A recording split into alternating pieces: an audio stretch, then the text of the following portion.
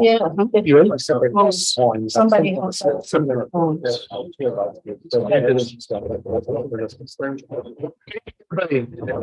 the Oregon School District Board of Education regular committee meeting for March 8th. Roll call, please. Pollock, Here. Heckman, Here. Piper, Yes. Atkin. Yes. We're getting feedback. Jackson, Keller, Here. Markley, Here. Perry, here, Sackins, here. Mrs. Jackson won't be with us this evening. Can you please join me for pledge of allegiance?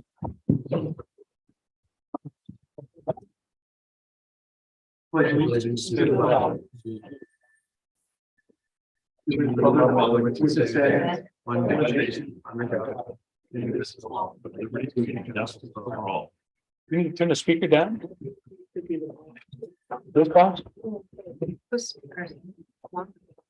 I think it's 1-on-1. I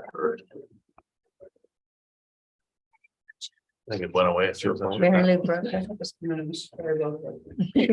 I saw it. Get there? I think we're good. Okay, I'll announce that we do have a plan for exec session tonight for personnel superintendent search immediately following the meeting. There'll be no action taken following that session. School program, Dr. Shank. Thank you, Mr. Pollock. Tonight, we are very pleased to present to you high school TSA and NASA.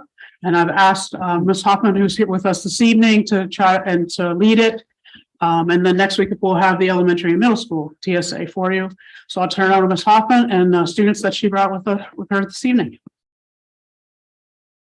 All right, so while they come up, yes, we are here tonight to talk about our STEM program, our STEM in the Valley pathways, and specifically tonight, the programs we're talking about are from the engineering, architecture and design, computer science, and earth and space science programs. So what we brought today, I brought a variety of students who are in different organizations and different facets of the pathways that have been taking part in trips, competitions, and other outreach programs that we offer and that you generously support as we go through the school year. So we're going to kind of go through a couple of the different presentations and the different programs, and you'll hear from some of the students. There's a lot of our students who are involved in these programs, so we've just asked a very small portion of them, so you're not going to see the whole group for each one, but please understand it would take most of the library if we brought them all here. The first one we want to talk about is our NASA IPAC program, the NITARP program. And this is the program that started last year, over a year ago, and it was organized by Ms. Bonham, who was our earth and space science teacher, so she's generously returned this evening. And this was a program that she wrote a grant and wrote an application for, was accepted into a research study with NASA, and then was fortunate and able to bring along students into her study and to continue on and do some outreach. So they're going to talk a little bit about that. In fact, she knows way more about it than I do, so I'm going to pass it over to Ms. Bonham and her kids. Hello, everybody. Hello. It's nice to be back. It's bittersweet. I miss it here a lot. But I want to tell you a little bit about what NITARP is and what it stands for. I've learned in this program with NASA that there's acronyms and acronyms and acronyms. So what NITARP stands for is NASA IPAC Teacher Archive Research Program. And this is a program that has been going on since 2011, I believe. And different teachers from across the nation have the opportunity to apply to be a part of this research program. And I have done research programs in my teaching career. Most of it has been what's called citizen science, which is the type of science that any person can do. You don't need a degree to participate in these types of citizen projects. But this was different. This was like high level research working with an astronomer from Caltech. There's 2 astronomers involved in the program, and ours was Dr. Varajan Gorgian. So I applied, when was it? Oh my God, I got to think back. Yeah, it was like almost 2 years ago that I applied. Once we got accepted, we were thrown right into it. Particularly me, I had to go and meet with my team across the nation. We had teachers from Wisconsin, Illinois, and Tennessee, Texas, and then Pennsylvania. So I would meet with the teachers and our astronomer, and then I would meet with our team of students I don't know, once every 6-day cycle is what we were doing. And we had no background knowledge on this. So it was like, we got to get them up to speed where they are. So that's what we spent last spring doing a whole semester's worth, making sure they knew that when they got to Caltech, they knew what it was that they were going to study and research. So, so last summer, we spent 1 week in July at Caltech at their campus, and we spent time looking at a lot of pictures, right? And they're going to send the elevator speech research pitch for them so they can share with you what we did and what we studied. But we spent a week at Caltech. We sat in the room and looked at a lot of pictures, but then we also had the opportunity to visit the Jet Propulsion Laboratory in Pasadena. And that was like a game changer, right? Like just seeing satellites being built, seeing, like, it was just incredible. It's hard to even say what this meant, not only to me as a science teacher, but to them, to like see their fields. They also got to conference with people who are in this NITARP program throughout the years, and they talked about all the things that they were doing. And there was like software program engineers, like all kinds of careers that they had exposure to. So that to me was a highlight as well. So then the fall comes, this past fall, we continued doing our research, but then it started to turn into how are we going to present? So a good 2 months we spent just getting our posters together, this was actually the poster that I designed.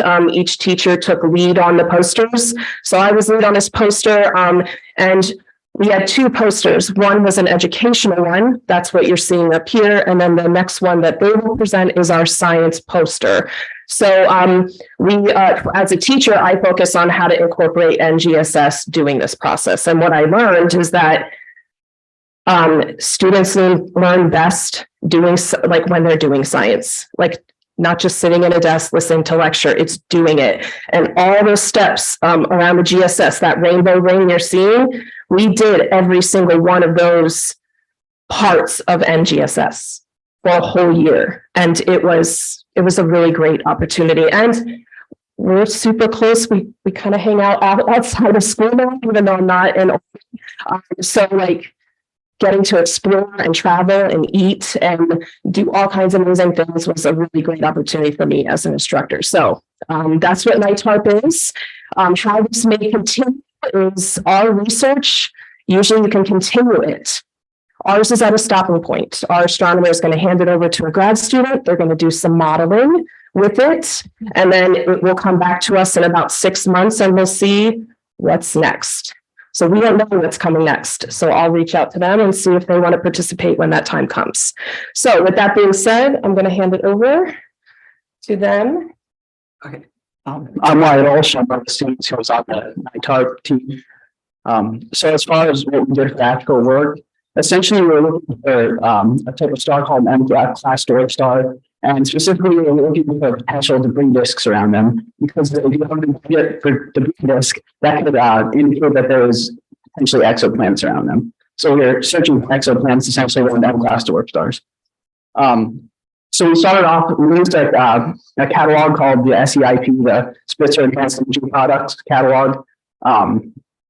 We started off with 42 million sources of potential M-class dwarf stars. So in order to narrow that down a lot, so first we cross-referenced it with another telescope called Gaia that it used parallax, which is like seeing something from 2 different spots, and doing that you can like get distances and sizes of objects. So we use that to get rid of any M-class giant, like red giants instead of red dwarfs, because we only wanted red dwarfs. And we wanted red dwarfs because they are the most prevalent star in the universe. So there's potential for a lot of exoplanets out there, if we can find them. And then so after cross-referencing it with Gaia, we got it down to 553 sources. So pretty substantial amount. And then after that, we visually inspected each one of those 553 sources, looking at 4 specific wavelengths of infrared radiation. And while looking at the pictures, you can see in that little chart on that looks like a bunch of dots, basically on a white background. So those are the 4 different channels of infrared radiation that we looked at. And to see if it was like an actually good potential source, like M-class source, we made sure that the source was a perfect circle. There's no like polluting sources around it. So and that like it appeared in the same spot in all 4 wavelengths. Because if different spots, it means that it could be something entirely different. So then that the section got us to 253 sources, I believe. And then we cross-referenced that with a known catalog of young stellar objects. Young stellar objects are essentially stars that are just forming, and they're expected to have debris disks around them. So it's not exciting because we know that they're going to have debris disks, and there's not as much potential for exoplanets. So we cross-referenced it with SINBAD, which is another catalog of young stellar objects, and we got rid of basically any young stellar objects, and that got us down to 69 sources, and that is where we send it to the team of people who really know what they're doing to do further research into them. So, yeah. Thank you. He was like right on everything. Very passionate. So this was my first time. I'm Claire Robertson. I'm another NITARP student. This was my first time at any sort of big conference like this, and my first time presenting at a group such as this. And even though I myself am not going into astronomy, I'm going into film, I think the skills from this experience and this experience in general will be really important to me in the future. It might be one of the most important things for me personally that came out of this experience, because I think I can carry a lot of the skills, presentation skills, and just the presentation experience overall over to the film industry, or really any industry that I should decide to go into. Cool. So recognizing that this is a tremendous opportunity for students and not one that we usually can get here in Ole. Just the opportunity to work with scientists, work with people working in their field, sharing and doing that all important networking piece. We made some definite efforts to actually teach how to network and make sure that they were taking advantage of the opportunities at the expo for networking, for learning about this aspect of professional life and professional discourse. And we used to do that. We used an app called Goose Chase, which was a fan favorite. In fact, kind of spread across all of NITARP, and now I have requests to set them up in the future. But Goose Chase is a cell phone, a media, mobile device-based virtual scavenger hunt, where you give them missions, they have to go out and do things and take pictures. What we got out of it was a tremendous catalog of some really memorable moments from our trip. We used Goose Chase to get them to practice their elevator pitch because they had to do it multiple times because they were actually delivering their science to scientists. And it was not just they stand up in front of the classroom and everybody applauds politely because they're very impressed and don't understand what you say. This was talking to people who actually get it and have questions, like real questions, like hard to answer questions, and you have to be able to think on your feet. So we took this opportunity to really teach those skills, because those are challenging skills, and learning how to work a conference and how to get something out of a conference is really important for the students. Also for us, I was able to accompany them on the trip, so I was able to talk to a lot of people about outreach, spoke to a lot of NSF people about grants and fundings and where that's happening in the future. So I took the opportunity as well to develop a bunch of those types of opportunities for us that we can discuss at another time. But right now, Jaren's going to jump up here and tell you a little bit about our cultural experience and exploring Seattle and what we did there. Right. So I'm Jaren Zimmerman. I am another member of the NITARP team. And so, of course, when you're in Seattle, you can't just sit and go to a conference all day and not see anything. So we were able to go, we were able to walk around the Pike Place Market and see all the different vendors and all the different stuff there, see the fish throwing. We were able to go to the Space Needle and just also explore other aspects of the city. And it was just a really cool experience. And we also went to a blown glass museum for an artist that was based in Seattle. He's I think one of the most famous blown glass artists. And it was just really cool to be able to experience all the culture of Seattle and experience. I mean, I've never traveled nearly that far except when we went to Caltech the summer before. But it was just a really neat experience to be able to see everything that there is to offer in other parts of the world. Right, and while you certainly get the opportunity to like leapfrog with statues in the marketplace and pretend you're flying, like Jack and Rose in Titanic, through our challenges. We don't only do those things when we are off, out and about across the country. We can create those same experiences here and within Berks County. So I'm going to invite Sean Hoffman and Griffin Frieda to talk a little bit about the Alvernia Hackathon that they just did for Engineering Week.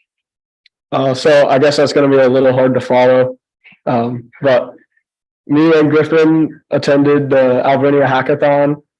When was that? February 22nd. And I thought it was a very fun and like a great learning experience.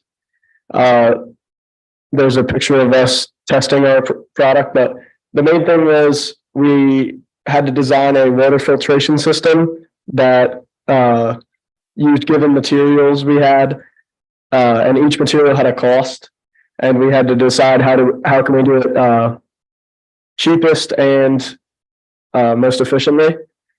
So we first designed like a prototype of what we thought would work. We had a testing period of 60 minutes, I think, and we tested and figured out what worked, what didn't, and then we decided what materials we needed and figured out our final product.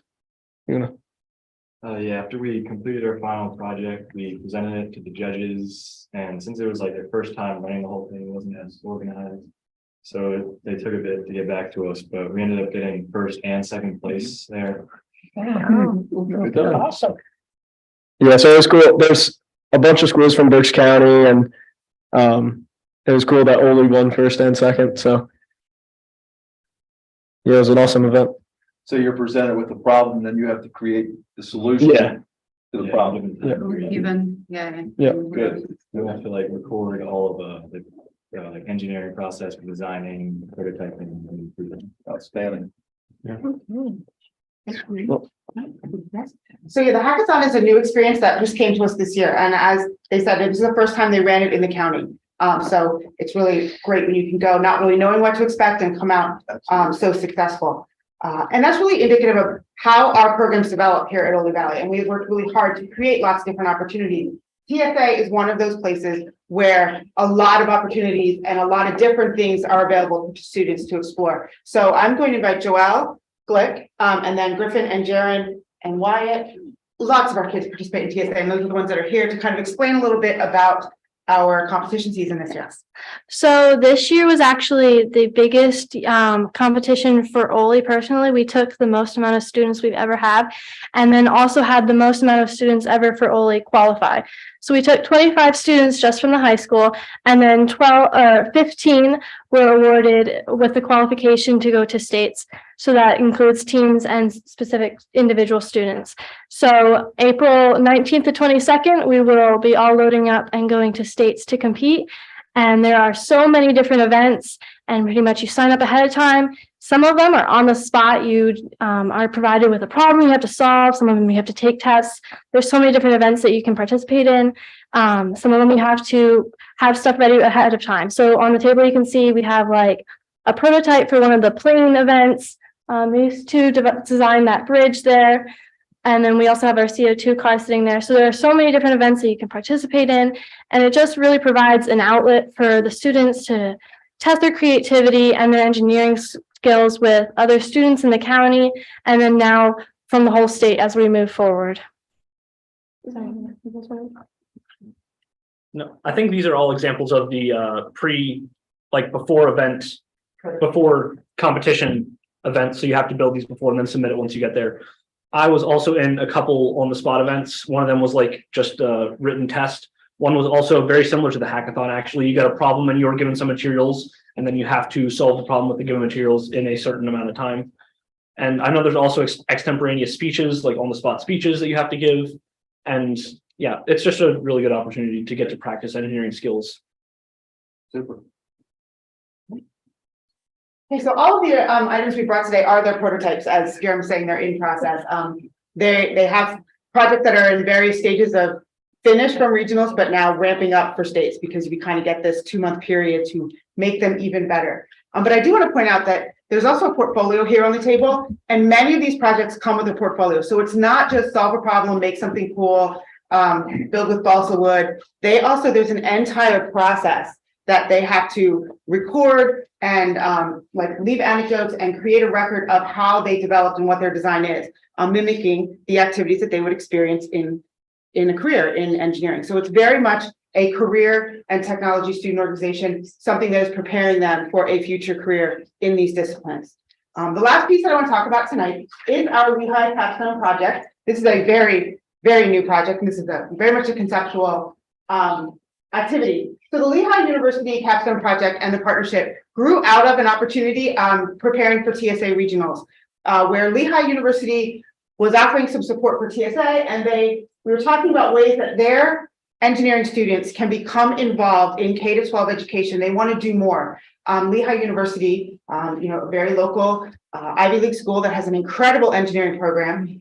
They have a ton of student clubs as well. And all those student clubs come with a community service component. And oftentimes they're collecting used clothes or used shoes or making bake sales or doing all of those fundraising things that we do to raise money and give it away. But those kids wanted to do something more meaningful to impact K-12 education and help students prepare for a career for college and further education in engineering. So I had this brainstorm around our new science standards. So this is kind of combining all the different things. As you know, Pennsylvania finally changed and updated their science standards. We have this new thing called the STEEL standards, and it is truly a heavy lift, especially for our K-8 teachers who often do not come into teaching with a breadth and a depth of experience and knowledge in science and engineering to begin with, let alone science and engineering instruction. Long story short, the opportunity came out, we pitched the capstone, and there are 5 students working on a capstone project to help us design some instructional materials. Our Ole elementary and middle school teachers are eagerly waiting for their ideas and their suggestions and kind of sharing that out across the state and kind of working our networks that develop through all these different activities. We also are using this as an opportunity. Joelle is one of our seniors, and she's an interning with me this year in the spring semester. So she has coincidentally applied to go to Lehigh University. So she's taking the lead in kind of as my #1 liaison, working with the capstone students. So this is very new. It started in January. The students at Lehigh are doing a lot of research. They're sending design briefs. Joelle's receiving them and getting up to speed. As we move into the spring and some of the things that we do district-wide here at Ole, our STEM Fest, our Links Expo, the capstone students want to create some activities. They're designing some things for teaching. Joelle's going to be their connection and help them get those activities in front of our teachers, hopefully creating some connections for her and getting her to be more of a part of the Lehigh University campus. We're anxiously awaiting her acceptance, and we're all going to say a quick little prayer. You know that's going to come at the end of this month. So we are definitely using this as another opportunity to just broaden horizons and create chances for our students. And that's really what our STEM program and our STEM clubs and student activities are all about. We never quite know where it's going to take us. Never in a million years did we dream that NASA would be taking one of our teachers on a 18-month trip to exoplanets that could potentially be Earth-like and have support life in the future, gajillions of miles away, that's my technical term that I learned at the Astronomy Society meeting I studied. We never expected we would show up at Alvernia for this brand new activity and come home the winner of the event. They only gave out first and second place and it came here. That's pretty cool. So everything that we do in these programs, we're constantly looking and finding out what the kids are interested in, what are the opportunities that are presented to us, and just kind of seeing what makes sense and where we can go. And we can't do that without your support and without you being here with us and giving us the approval to go forward, the chance to try, and helping us to lift them up and give them a chance to fly. And that's really what we're doing with our STEM in the Valley programs. So thank you. That's our presentation. Thank you.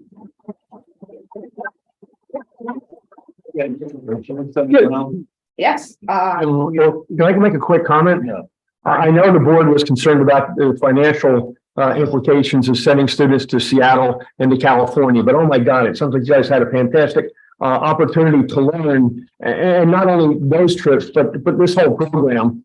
I've hired lots of engineers and technical people over the years, and you want somebody who may be a subject matter understanding of the first part of the subject matter, but the things that you've mentioned, the presentation skills, the networking, all the work that you've done with the professors, working with scientists. the questions you got, everything else. It goes beyond just learning some astronomy. These are really lifelong skills that people want to hire students like this with the skills and background. So I think it's absolutely fantastic opportunity for the students. Thank you for the teachers for all you're involved, and just keep it growing. This is wonderful.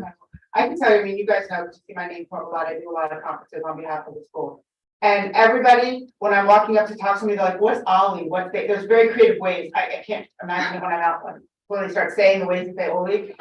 Yeah, lots of different ways. At the Astronomy Society, we're in Seattle, we're with all of these like really super crazy, insanely smart people.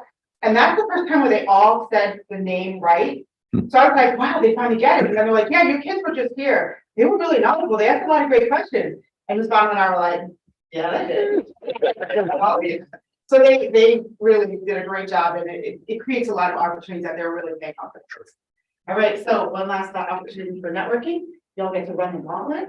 We'll start over here and go around shake your hand. Congratulations. Thanks so much. Great job. Thank you. Hey, great job presenting. Thank you. Yeah. Good job. Hey, how you doing? Thank you for yeah.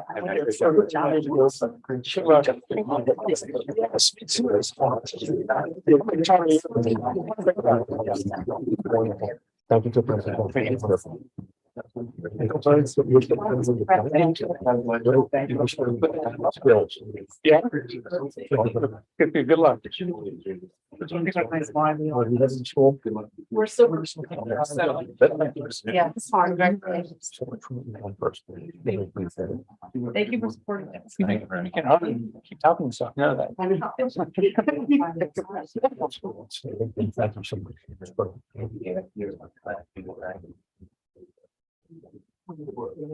So I do want to take just a second because Dr. Shank reminded me something that was really important in the Lehigh University conversation. So when we were at TSA, there was this really funny thing that happened, and they were like all about getting the Lehigh University students to states and nationals to be judges and to see the best of the best of the best and all that stuff. And they were very respectful and very thankful for that opportunity. But the assistant dean of student affairs, who I'm now working with in this capstone project, tried to make a very quiet point that in the grand scheme of Ivy League engineering schools, Lehigh University is very conscious of who they are, where they are, and where they're positioned. They are not necessarily looking for students who have parents who are designing robotic limbs and can get them into those labs. They are not looking for necessarily, they're certainly welcome to have them, but not necessarily looking for people who are coming from generations and generations and generations of engineers that have all of this stuff, and in these schools that have like these big, incredible backings and everything's like branded and all that. What they're looking at, in her words, we want scrappy engineers who have duct tape and cardboard background. And I'm like, can I talk to you? Kind of school full of that. We are rural engineering, rural public school, K-12. We're primarily an ag school, and we are making a name for ourselves and making a position for ourselves in STEM. We are quite honestly scrappy small town folk with great ideas. We're not afraid to get our hands dirty and build, and they are like all about that. So that is an opportunity that we're hoping to continue to grow. It's going incredibly well, and the Lehigh kids are continuing to impress me, and I can't wait until Joelle can come back and be leading my next capstone team when she gets to be a junior at Lehigh University.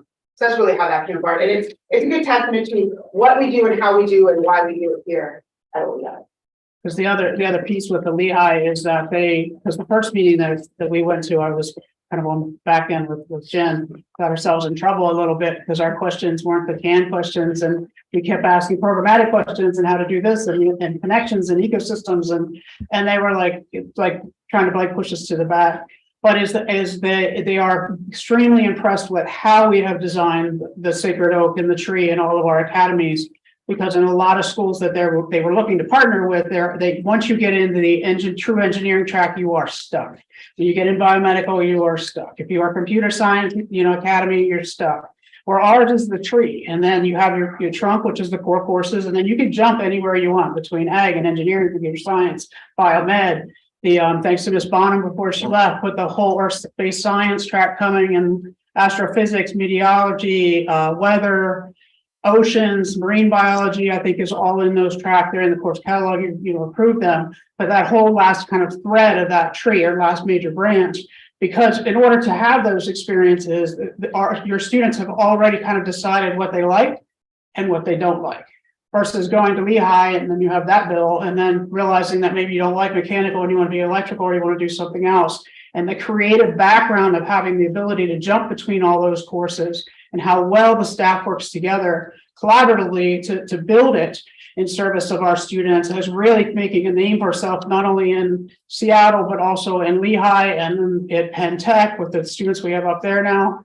That whole philosophy is very different than what you find in most schools that have CTC programs in engineering. So that's also very much a tribute to the faculty and the great students that we have.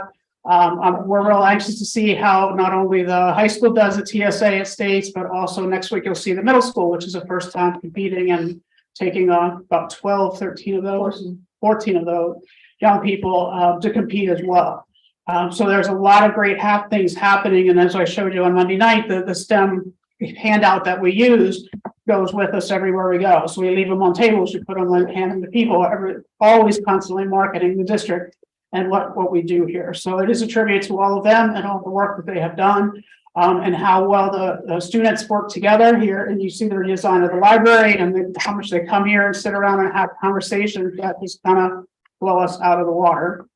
So I just want to commend them for all the work that they have done. Ms. Bond, it was great to see you again. Please come back, visit, keep in touch. And Ms. Hoffman, you've done a phenomenal job in leading and taking the vision.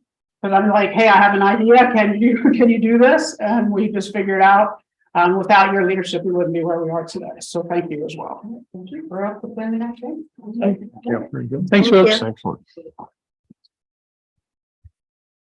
Okay, moving into introduction of guests. I have no blue card. Is there anybody that wanted to speak to the board this evening? Okay. Moving on to approval of minutes. I have a motion to approve the school board minutes of February 15, 2023. Mr. Heckman seconds that motion. Questions or comments on the minutes? Roll call vote, please. Piper, Yes. Patkin, Yes. Heckman, Yes. Keller, Yes. Markley, Yes. Perry, Yes. Pollock, Yes, Sackett. Yes. motion approved. Solicitor report, Mr. Pratt. Thank you, Mr. Walker. One thing I just want to bring up to you is that you more likely heard in the news and over the just over any type of communication report about this artificial intelligence and the use of this GRT bot to write papers and do research and those types of things within schools. And we've had discussions about whether or not there needs to be any additional policies or any changes to address these. And a lot of school districts already have their code of conduct as well as the rules that the teachers have established within their classroom. So you're going to hear a lot more about this coming up in for the next school year. And just be wary that you already have policy and or procedures in place to address those types of things and the use of those types of artificial intelligence. And we're trying to keep ahead of that, even though it's difficult to do. But just make sure and ask questions and we can take care of those concerns that you have going forward. Thank you, Mr. Pratt. We got STEM and AI all in one night. Administrative report, Dr. Shank. Just a reminder that the musical is coming up on the 24th and 25th, Friday and Saturday. If they will be here next week to present as well on the Wizard of Oz.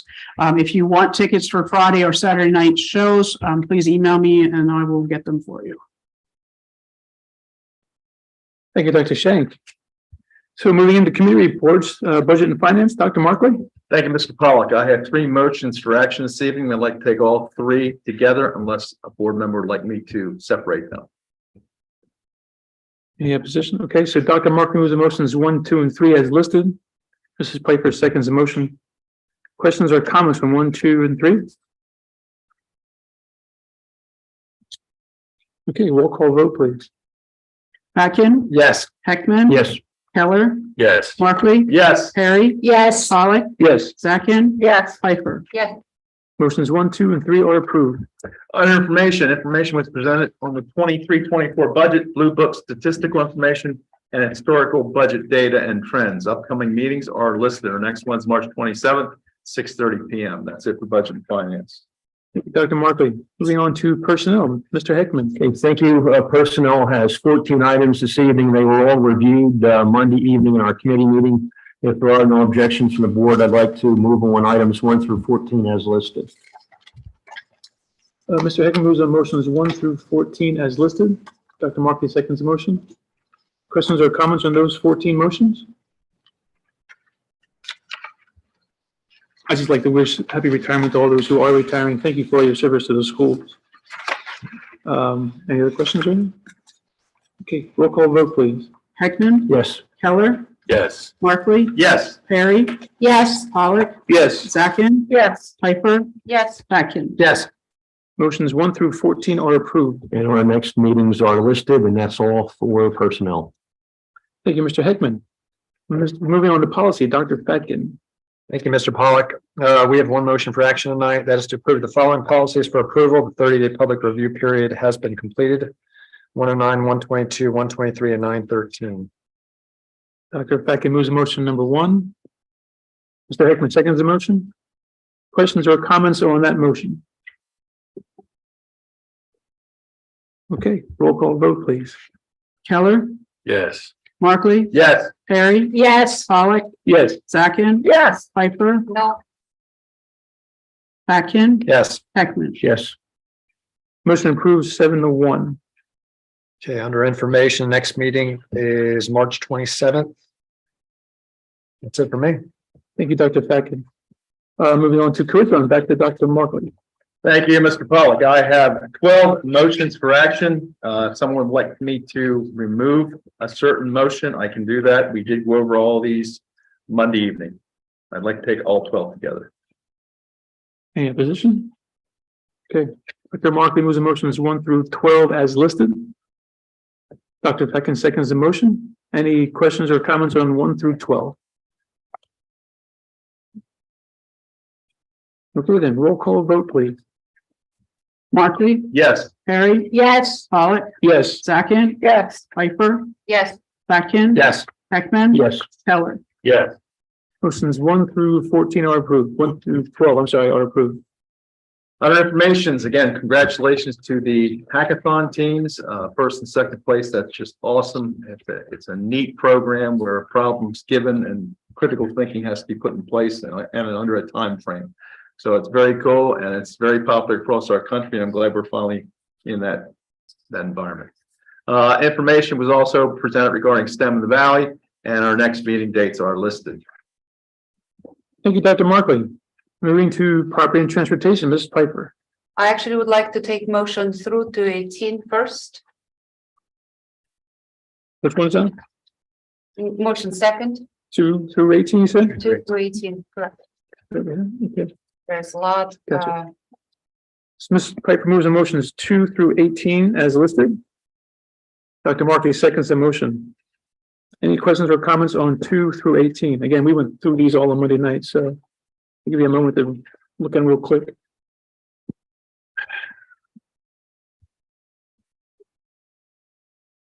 Okay, roll call vote, please. Perry, Yes. Pollock, Yes. Zakin, Yes. Piper, Yes. Patkin, Yes. Heckman. Yes. Keller, Yes. Markley. Yes. Motions 2 through 18 are approved. Item number 1, I actually would like to open for discussion first because there is certain language that has not been. Okay. Okay, I just Okay. double checking. Yes. Okay. Yeah, no, that's right. Okay, that's what we're talking about. Conversation before the meeting, because there is certain language that allows township unlimited access and use of that thing, and I will read it.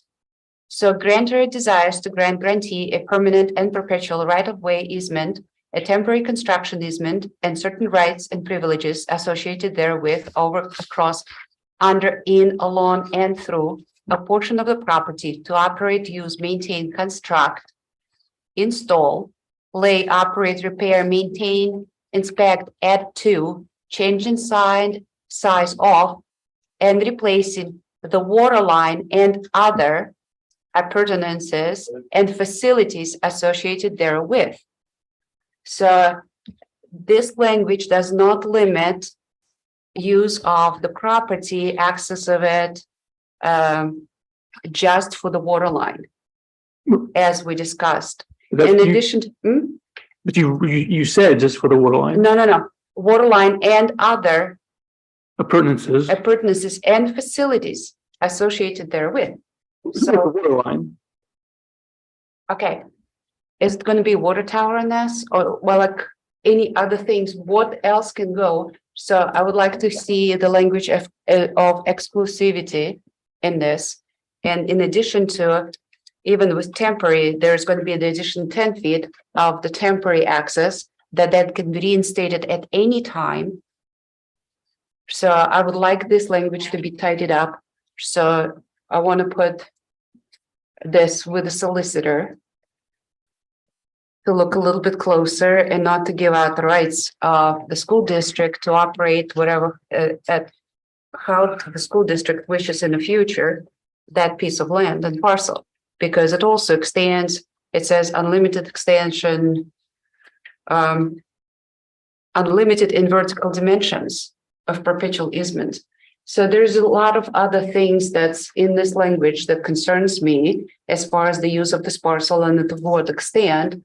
They can come and go without any additional permits. I don't see it that way, but of course I'm not a lawyer, so. Well, like I said, the language says water line and facilities Associated with the water line.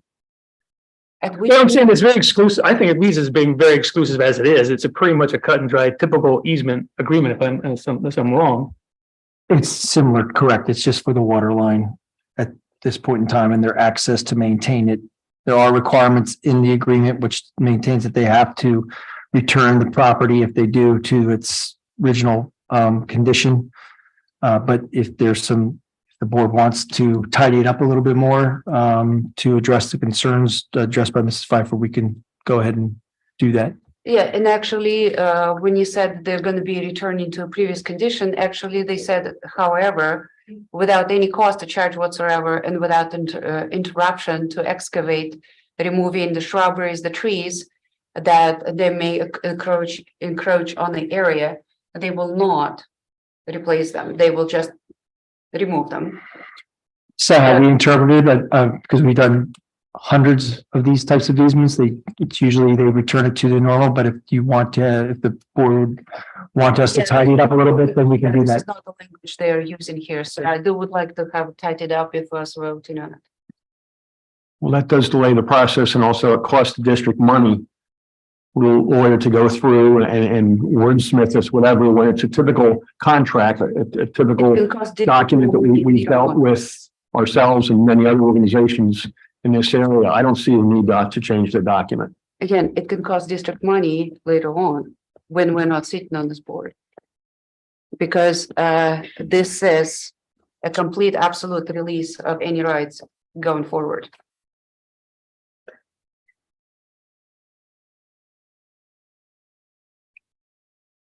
I'm sure, I mean, sure. Our legal counsel says that the document's Cleaner good, language so with not giving out absolute exclusive rights to this, I just think you're reading a lot more into it than there is. I think you're reading a lot more into it than there is to read into it there. Again, it's a pretty standard document. It's a pretty standard protocol for the kind of project that's going on. They're not going to come back and build water towers and stuff. I mean, that would be bigger than the easement anyway. I was gonna say, how wide is the easement? 20 feet. 20 Yeah, feet plus 10 more. Yeah, there's no way to tell people on that. I mean, the 10 feet is a temporary just for during the construction site. Correct. So they And can, 20 is permanent. It's what? 20 feet is the permanent perpetual easement and 10 is temporary. right. But again, the easement only allows them just access. So Access, that's all it is. So, right, so they can run their pipe. So we don't build anything on top of it such that, they can't get access to their pipe. Again, The township group has always been very fair and forward with us. I don't Okay, feel this like is they're also trying to used- pull anything or do anything inappropriate. So what exactly are you it's worried about? successors and the sign. Good question. It's not just in the township, it goes to successors. My thing is, I would like to see the language, okay, to see something that is exclusively to build this water line. If anything comes in the future, that they actually has to go through the board's approval unless it's just a fix. Is the language in there that it is just for a water line, that they can't add? I mean, it's, the motion reads, it clearly. Line easement, so that's all it can ever be. The construction thereof, yes. Yeah. It's only temporary. I just read it. Printed it out. So you're saying, what you're saying is this, Yeah, or what the motion is wrong. Based on what. No, I think it's all good from there. Is that- I'm not asking what. I'm understand. no, you read it.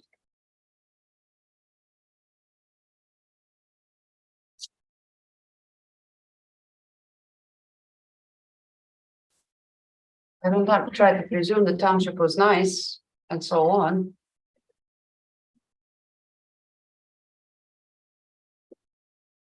Well, to Mrs. Atkins' comment, we do have history, obviously, with the Water Authority. As we built the elementary school, the middle school, and did work here. And we did have a very professional relationship, and I don't believe we ever had issues Yeah. with any of those easements. No. And same thing with the Career and Technology Center. Until it changes hands and then, But what could they do? I don't know, Eric. I don't So know, what, but the thing the is, verbiage you're looking for is what? what do they mean by the facilities and all the other stuff? And why is it not limited just to a water line? It is limited just to water line. The appurtenances and it says, and you read it yourself a couple times, the appurtenances and facilities associated with the water line. So what that really means is There with. if they need to put in a valve in the future, then they can go back and put a valve in, that's an appurtenance. Valve. But if they, for some reason, they need to put a little, It's fine by the facilities. Yes. And where's the definition of the facilities that? They're- Limited. That It would be your. this is not the intent of the easement. The easement, again, the way that these are put together with water authorities or sewer authorities or anybody is for the construction of the water line and then for them to be able to have access to the water line should something happen to it. That's all that this is dealing with. There's nothing when it comes to building a facility on your property. First of all, that's the amount of land that you're talking about, it wouldn't fit a facility on there. But you're looking at also allowing them to put pipes in to lay any type, if there are valves or whatever else needed. So Add to it if they need. they can't add to it because they're restricted into just the amount of land that the easement attaches to. They can't go off to the left or to the right. They can't do any of that because the easement doesn't go to that. It's the one area that they're talking to. They're talking about. And that's what the way we read it, the way that we looked at it, was that this is restricted to that water line and their access to that water line. And with the understanding that if they come in and they do disrupt the property in any way, shape or form, they would return that property into that the same way that when they approach the property. And in regard to your question about the water authority being sold to somebody else, I really very rarely do water authorities be sold. Sewer authorities may. But in this case, I don't see that happening. Plus, they don't have the right to do anything outside of the property that they are using for the easement. So it's very restricted in what they're going to be doing. Yep. The next person that buys it has to adhere to this. The easement would be filed correct. So a facility is something designed, built, installed to serve a specific function according to a convenience or service. Okay, that's what that facility means. Facility. Okay. Okay. I mean, I'm not seeing anything else that I can. Because I know a little bit about prescriptive easements. okay. Okay, I found out the hard way, so I'm good with it. Okay. All right. All right. Then you can proceed to vote. So I'll make a motion. Okay, Mrs. Piper moves the motion number one. Mr. Keller seconds the motion. Roll call vote, please. Pollock, Yes. Sakian, Yes. Piper, No, Sakian, Yes. Heckman, Yes. Keller, Yes. Markley, Yes. Harry. yes, Motion approved.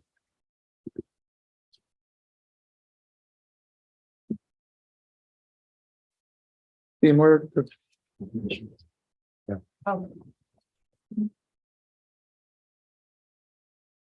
So there was a meeting on Monday where the township was present. And next meeting dates, March 27th, April 3rd, May 1st, and June 12th. Thank you, Mr. Piper. Student activities in Ms. Jackson's absence. Dr. Becken, do you mind? Sure. Thank you, Mr. Pollock. I don't see any reason why we should separate unless somebody wants to. I'd like to take 1 through 9 as listed. Dr. Becken moves the motions 1 through 9 as listed. Mr. Heckman seconds the motion. Any questions or comments on 1 through 9? Again, we went through these the other night, but go ahead and take a minute.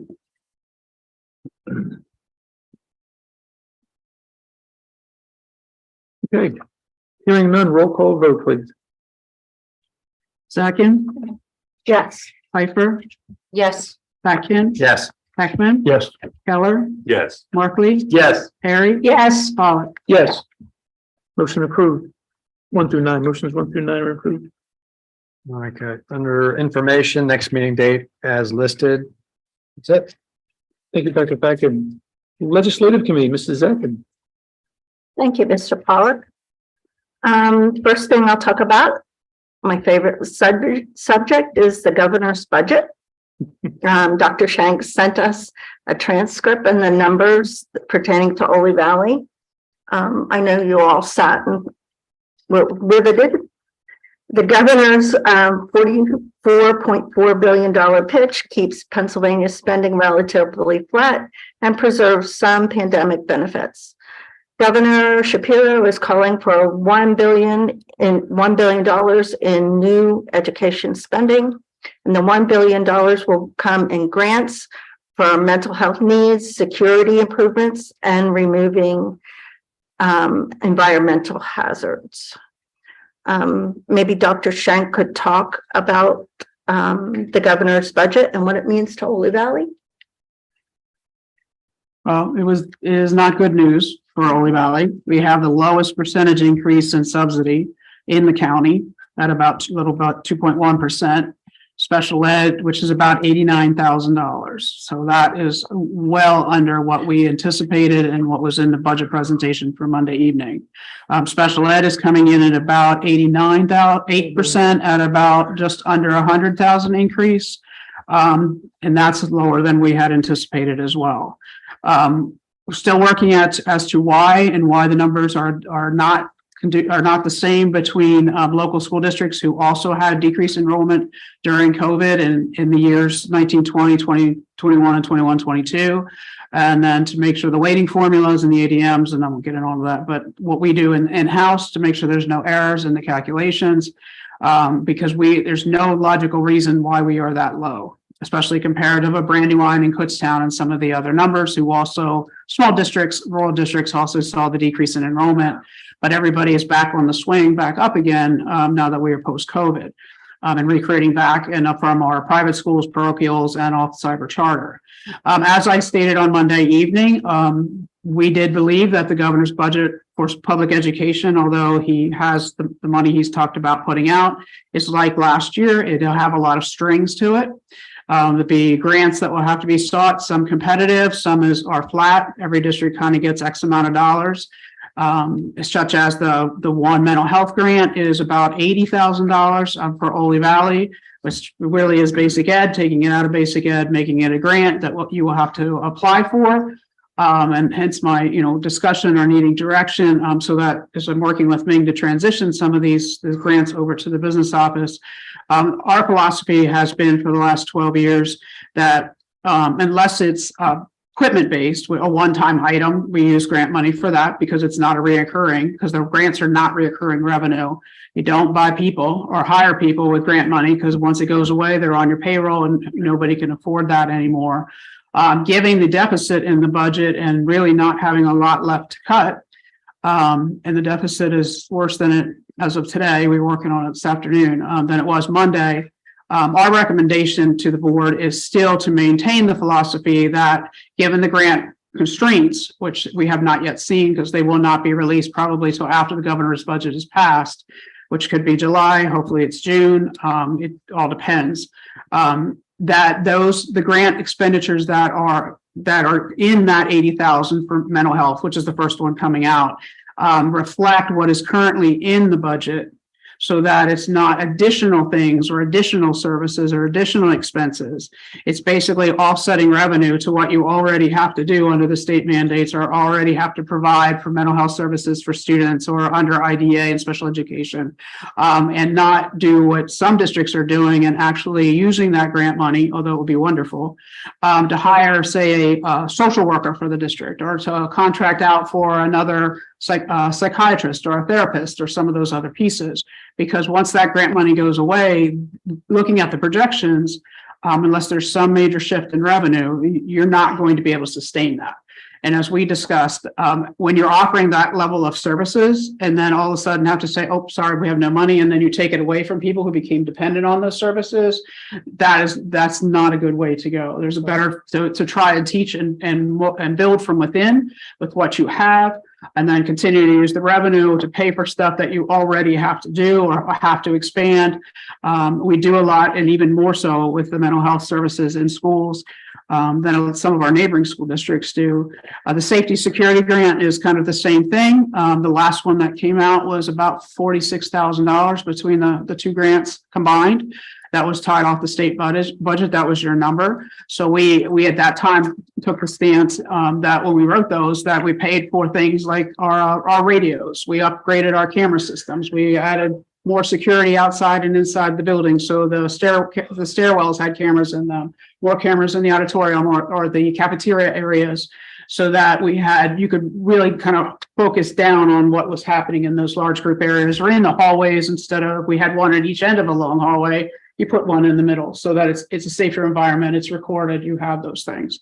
Some districts are using them for additional things, just as they did the CARES Act money under COVID, and bought all these resources or all this equipment for COVID. And then when COVID goes away, it's all sitting in their storage closets.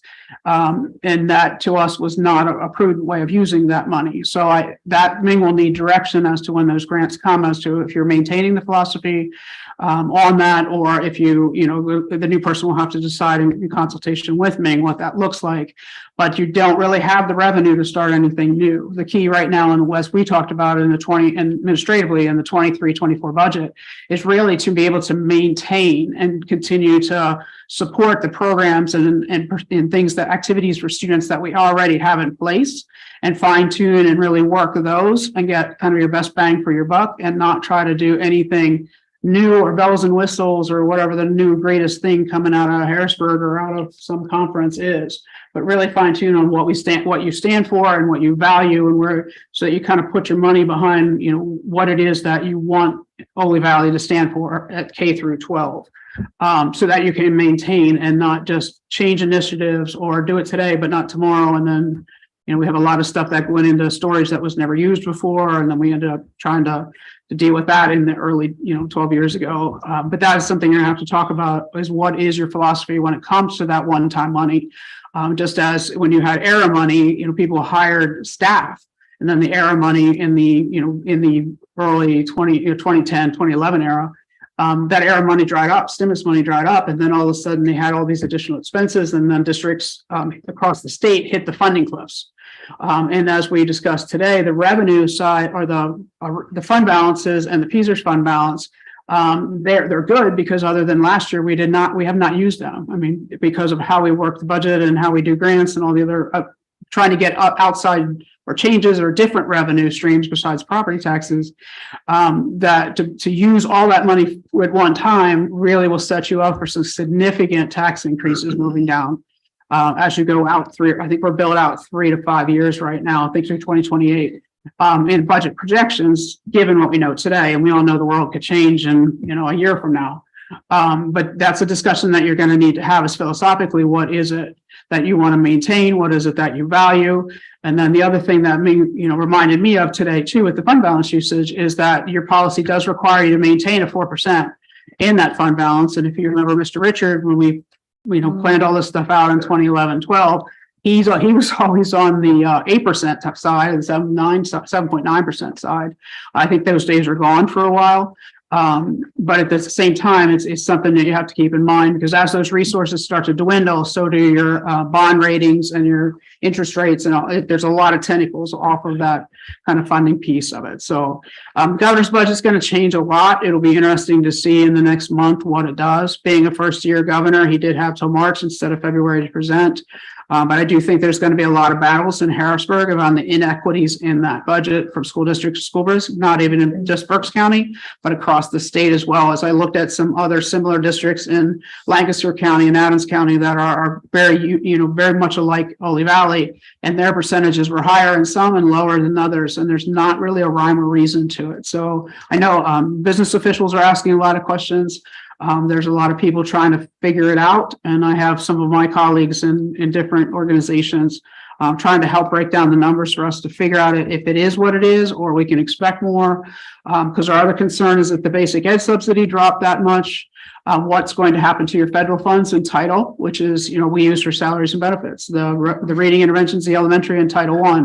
Title II is mass class size reduction. Title IV is your students assistance contract that you approved this evening, is all paid from grant money from federal sources. So if state went down, for instance, we've been pulling over 300,000 out of Title I, which pays for the elementary reading specialist salary and benefits. And then if that starts to drop, that will have to be picked up within the general fund budget itself, because that revenue stream is decreasing. So we're still working on where those numbers have not been released yet officially. The block grant, the Ready to Learn block grant, did not go up. And then we talked a little bit about what we call the slot money, the rebate. We do believe that will be a little bit higher. So there'll be a little additional revenue there to give back to the taxpayers. But the overall picture that came out yesterday is not a promising one for the Ole Valley School District. I just have one more thing. Sure. My favorite thing, besides Christmas and Ms. Parry's birthday, is the PSBA Advocacy Day, and it's April 18th. And I think it's virtual this year. Thank you, Mrs. Atkin. BCIU, Ms. Jackson, in absence, I'll just read this real quick. Under information, you'll see there's actually, I have no idea what that list is. There's a bunch of things relative to the BCIU.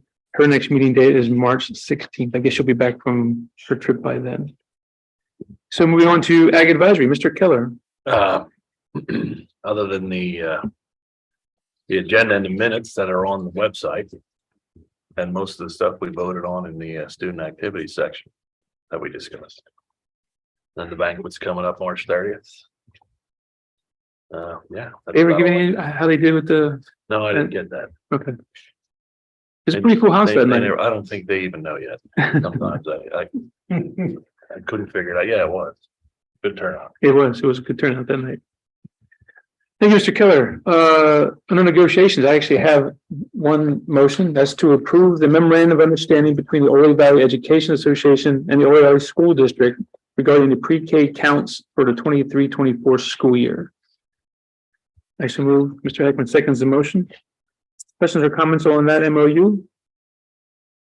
Again, that's just a one-year MOU for, I guess it's a teacher or a substitute in for a year. Okay. Yeah, it's an LCS, so will not be in the contract. LCS, gotcha. Any questions? Okay, roll call vote, please. Piper, Yes. Atkin, Yes. Heckman, Yes. Keller, Yes. Markley, Yes. Perry, Yes. Pollock, Yes. and Sacken. Yes. Motion approved. No information to share. BCTC, Mr. Heckman. Thank you again, Mr. Pollock. I make a motion to approve the Berks Training Technology Center budget for the fiscal year 23-24 as presented, as noted, and just previously discussed. The 23-24 district membership share is reduced. That's because of the change that we've made in districts taking over the transportation and the district special needs. Again, as we explained before, rather than estimated on 100 students, it's actually on a 3-year average of students. So those numbers are what's being presented for our budget. Mr. Heck moves in motion number 1. Dr. Markey seconds the motion. Questions or comments on the BCTC budget? We don't have a say in that, right? Not much, no. We can always say no, but then our kids can't go to BTTC. It's very well developed. I think the new business manager and then the executive director are really pairing well together. And then, and this is kind of their first budget together as a team. But they also understand in our meetings with them, the need to plan long-term and to really, because their money and resources are basically from districts, but also doing a very nice job in the long-range capital plan. I think it's one of the better built BCTC budgets that I have seen in the last 12 years. So I just like to commend them for that, as well as their responsiveness to our never ending questions. Because from our side of it, we do question all their numbers and where they come from and what it is, because we want to make sure that our students are taken care of and that we understand it so we can speak to our share as much as we speak to the general fund budget. So thank you to Dr. Stauffer and Mr. Freitag. Freitag. Yes, Thank you. Jason Freitag. Thank you for those comments, Dr. Shank. And also, because we do have a new team there, the new administrative team, the officers, especially our treasurer, has spent a lot of extra time working with the business manager. And we too agree. We think it's a very fine and fair budget. Okay, roll call vote, please. Atkin, Yes. Heckman. Yes. Keller, Yes. Markley, Yes. Perry, Yes. Pollock, Yes. Zachin, Yes. Piper. Yes. Motion approved. Okay, thank you for that. And for information, our JOC briefs and minutes from January and February are there for information. Our next meetings are listed. I will note the meeting on March 22nd, 2 weeks from tonight, will be at the East Campus. We will have an open house for the student-built house for JOC members. And again, the Ole Valley School Board is also invited to that. That's between 4:30 and 5:30. Just park at the building. I'll send out an email just to get confirmation from those who may want to attend. But Dr. Shank, I would also ask if you could extend the invitation to all your administrative team. Will do. I think especially your high school team, you have high school students helping build the building. I understand the administration has not been in the building, and it will be good for them to see one of the final products. Again, I'll send an email out with that date and information. That's all I have for BCTC. Thank you. Thank you, Mr. Heckman. Brooks EIT TCC, Mrs. Wang. Thank you, Ms. Pollock. No report tonight. Next meeting is March 30. Thank you. Thank you, Mrs. Wang.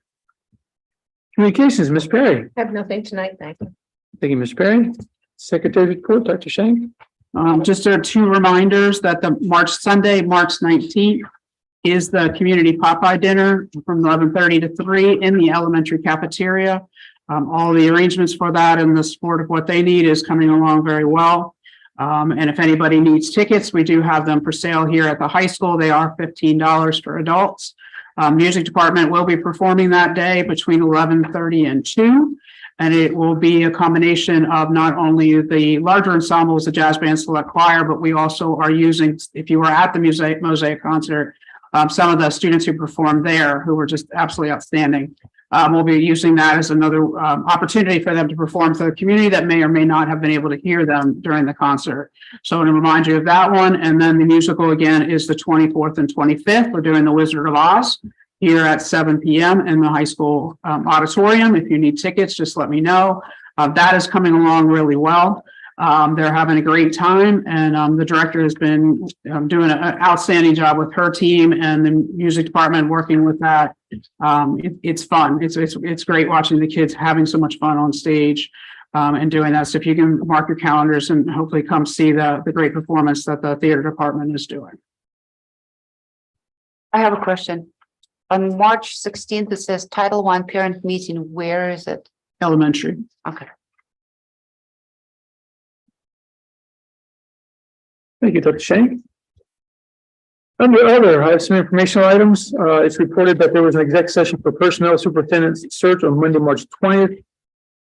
I'm sorry, that there will be, I apologize, on Monday, March 20th and Tuesday, the 21st, beginning at 5:30 here in the library. There's to be no public discussion for that. And it's reported that there was an executive session for personnel superintendent search at 5:30 in the library here on March 6th. For personnel, again, superintendent search. Can you announce the one you had tonight at 6:30? And we did have an exec session just previous to this meeting tonight, 6:30 for his personnel. So that was tonight. Thank you. Thank you. Do we have any unfinished school board business?